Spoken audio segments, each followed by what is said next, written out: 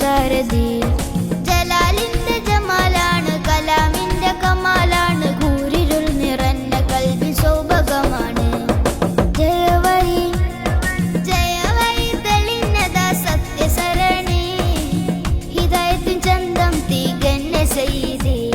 സുരപതി സുരപതി വായ്ത്തിടുന്ന രാജസന്നിധി, സുബ്ഹാനിയത്തിലാടിടുന്ന സാരഥി.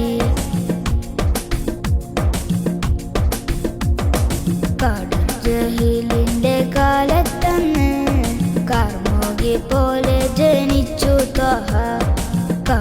ജഹീലിന്റെ കാലത്തന്ന് കാർമോഗി പോലെ ജനിച്ചു ത്വഹ.